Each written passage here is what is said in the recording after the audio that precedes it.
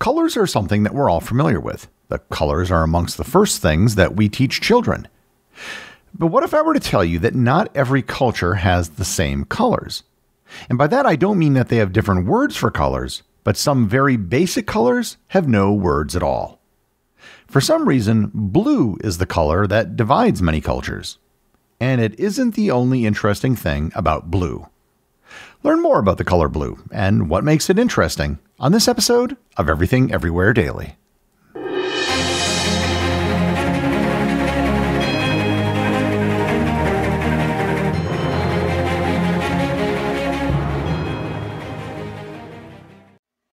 This episode is sponsored by Planet Money. Tariffs, meme coins, Girl Scout cookies, what do they all have in common? Money. Economics is everywhere and everything, fueling our lives, even when we least expect it. If you're a fan of Everything Everywhere Daily and are curious to learn something new and exciting about economics every week, I recommend you listen to the Planet Money podcast from NPR. What I like about Planet Money is that I can get an update on the week's financial news in about 30 minutes. Stories like the adoption of stablecoins or the price of eggs. From the job market to the stock market to prices at the supermarket, Planet Money is here to help explain it all. The Planet Money hosts go to great lengths to help explain the economy. They've done things like shot a satellite into space, started a record label, made a comic book, and shorted the entire stock market. All to help you better understand the world around you. Tune into Planet Money every week for entertaining stories and insights about how money shapes our world. Stories that can't be found anywhere else. Listen now to Planet Money from NPR. This episode is sponsored by Mint Mobile. Do you know what doesn't belong in your summer plans? Getting burned by your old wireless bill. While you're planning beach trips, barbecues, and 3-day weekends, your wireless bill should be the last thing holding you back. And that's why I use Mint Mobile. With plans starting at $15 a month, Mint Mobile gives you premium wireless service on the nation's largest 5G network. The coverage and speeds you're used to, but just less money. So while your friends are sweating over data usages and surprise charges, you'll be chilling, literally and financially. With Mint Mobile, you can use your same phone number, and contact list, and even connect to the exact same towers and cellular networks. The only difference is the price. This year, skip breaking a sweat and breaking the bank. Get your summer savings and shop premium wireless plans at mintmobile.com/EED. That's mintmobile.com/EED. Upfront payment of $45 for 3-month 5GB plan required, equivalent to $15 a month. New customer offer for first 3 months only, then full price plan options available. Taxes and fees extra. See Mint Mobile for details. I'm going to start this episode with a very simple question. How many colors are there in the rainbow? You can probably quickly answer this question, and your answer would be that there are 7. You've probably learned the mnemonic device when you were a kid, Roy G. Biv, for red, orange, yellow, green, blue, indigo, violet. Very simple. However, if you look really closely at a rainbow, or the spectrum as it comes through a prism, you'll notice that there's obviously more than 7 colors in it. There are gradients and changes between colors. It isn't as if nature had 7 crayons and there are sharp divisions between the colors. We say that there are 7 colors because it makes it easy to comprehend what is happening in the visible spectrum. In Western languages, particularly English, there are 12 basic color terms that are commonly found. They're based on the work of the anthropologists Brent Berlin and Paul Kay, who proposed a universal pattern in the development of color terminology. These colors are black, white, red, green, yellow, blue, brown, pink, orange, purple, and gray. The 12th color is usually beige or turquoise. These are considered basic because they are monolexemic, meaning that they're a single word, not a compound like light blue. They're not subsumed by another color like crimson is a type of red. And finally, they're commonly known and used across the speakers of a language. However, these colors are not universal. In fact, Berlin and Kay's research found a trend amongst languages. As languages add colors, they tend to add them in a particular order. Hunter-gatherers often have words for only a few colors. The first words that any language will have for colors are for black and white, or more generally, between dark and light. The Piraha people who live in the Amazon rainforest have no words for color beyond these. After that, the next color that gets added is a word for red. The fourth word is usually yellow or green, and the fifth color is also yellow or green, depending on which one wasn't chosen first. And then finally comes blue. There's been an internet rumor circulating that certain colors are unable to see blue, which is why they lack a word for it. And this is not true. Even in cultures without a distinct word for blue, people can still see blue just as well as everyone else. The difference is linguistic categorization, not visual perception. However, language does influence how quickly and easily people distinguish colors in tests. For example, people who linguistically separate blue and green can more quickly differentiate shades between them. There's another interesting thing, however, when it comes to blue. Some languages use a single word to describe what English speakers would consider both green and blue. And this is called the GRU phenomenon, which is just a portmanteau of green and blue. This phenomenon isn't something that just happens in hunter-gatherers. This occurs in some very developed languages. In Vietnamese, the word sang refers to both blue and green, although modifiers can specify which one. Sang Jia Choi means sky blue. In ancient Japanese, the word ao used to mean both green and blue. While modern Japanese now distinguishes green, remnants of the old system persist, particularly in the names given to green traffic lights. The Himba people in Namibia reportedly have no single word for blue, and they use the same term for blue and some shades of green, affecting how they distinguish those colors in tests. But there's even another interesting thing about how language adopts a word for blue. There is some evidence of a loose correlation between a language's latitude, particularly distance from the equator, and whether it has a distinct word for blue. But it's not a straightforward or universal relationship. The connection is influenced by environmental, cultural, and technological factors, many of which are correlated with latitude but not directly caused by it. The big question then is why? Why did words for blue either not exist or were often lumped with green in some languages? The rarity of naturally occurring blue objects in the ancient world may have contributed to their delay in naming. While the sky is blue, its color was not often linguistically conceptualized as distinct from white, gray, or black in early literature. Homer, for instance, never used the word blue. He famously described the sea as wine dark. Blue dyes were also historically difficult to produce, and when they did appear, they were expensive and very culturally specific. There aren't a lot of blue foods, and there isn't a whole lot of blue in the animal world.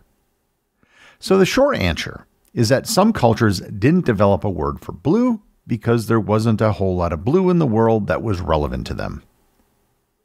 And here I want to shift gears a bit and focus on one aspect of this: the development of blue as a dye and pigment.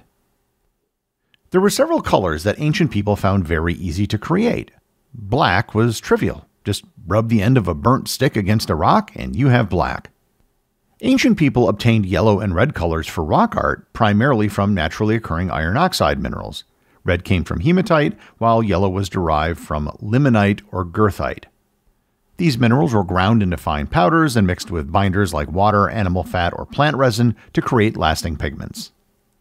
Green can be achieved through leaves or other plant parts that contain chlorophyll, and white could be gotten from chalk if that was around.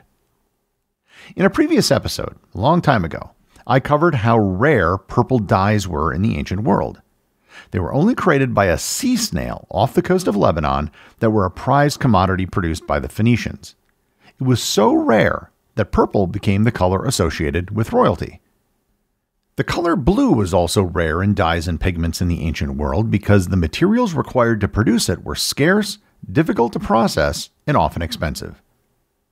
Unlike the previously mentioned colors, which could be extracted relatively easily from common minerals, plants, and animal byproducts, blue did not occur frequently in the natural world in a stable or even unstable form. As a result, achieving a vivid, lasting blue was both a technical and economic challenge. One of the earliest and most famous sources of blue pigment was lapis lazuli. Lapis lazuli is a deep blue metamorphic rock that's been prized since antiquity for its intense color and rarity. Composed primarily of the mineral lazurite, along with calcite, pyrite, and other trace minerals, it's been mined for over 6,000 years, especially from the Sar-e-Song mines in the Badakhshan region of northeastern Afghanistan. The stone was ground into a powder to produce a pigment known as ultramarine, which was extraordinarily vivid and durable, but also costly due to the rarity of the raw material and the labor-intensive process required to purify it. Ultramarine was so expensive that centuries later, it was often reserved solely for paintings of the robes of the Virgin Mary in religious art. One of the first cultures to regularly use a blue pigment in art was ancient Egypt. In ancient Egypt, blue pigments were highly valued for their symbolic association with the heavens, the Nile, and rebirth, and were widely used in art, statuary, and decorative objects. Because natural blue minerals like lapis lazuli were rare and costly, the Egyptians developed one of the first synthetic pigments in history, known today as Egyptian blue.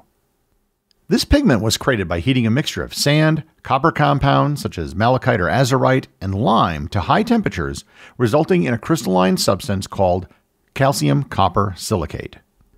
Once ground into a fine powder, it produced a bright, durable blue color that was used to paint tombs, ceramics, statues, and wall reliefs. Egyptian blue was not only visually striking, but also symbolically important, representing divinity, protection, and the eternal. It remained in use for over 1,000 years. Other Mediterranean cultures later adopted it as it was the easiest way to achieve a blue pigment. For textiles and dyes, however, blue was even more elusive. The primary source was the indigo plant, which grows in warmer climates and produces a blue dye through a complex fermentation process. Indigo dye is extracted from the leaves of the indigo plant through a complex process involving fermentation, during which the leaves are soaked in water to convert a colorless compound into indigo tin, the blue dye. After fermentation, the liquid is aerated to oxidize the indigo tin, which then precipitates out as a blue paste that can be dried and traded. This labor-intensive process produced one of the most vibrant and lasting blue dyes known to the ancient world. India became the primary center of indigo production for most of history, exporting the dye across Asia, the Middle East, and later to Europe via overland and maritime routes. The Greeks and Romans used imported indigo as a luxury product, and during the Islamic Golden Age, knowledge of its production spread further west. By the 16th century, indigo became a highly sought-after commodity in Europe, rivaling woad, a native European blue dye. European colonial powers, particularly the Dutch, British, and French, established indigo plantations in the Americas, West Africa, and South Asia to meet rising demand. In colonial India, British authorities transformed indigo into a major cash crop, often forcing Indian farmers to grow it under oppressive conditions, leading to revolts such as the Indigo Rebellion of 1859. Indigo's global importance declined only with the invention of synthetic blue dyes in the late 19th century. The previously mentioned woad is a plant native to parts of Europe and Western Asia, and it was historically used as a source of blue dye long before the widespread availability of indigo. The dye derived from woad comes from the leaves, which contain a precursor to the blue pigment indigo tin. To extract the dye, the leaves were first harvested, crushed, and formed into balls, which were then left to ferment. The fermentation process allowed the chemical precursors in the leaves to break down and eventually oxidize, producing a blue dye similar in composition to that of indigo, although generally less vibrant. The Celts are famously said to have used woad to paint their bodies before battle, although the historical accuracy of this claim is sometimes debated. During the Middle Age, woad became a major industry, especially in regions like France, Germany, and England, where towns built their economies around its cultivation and processing.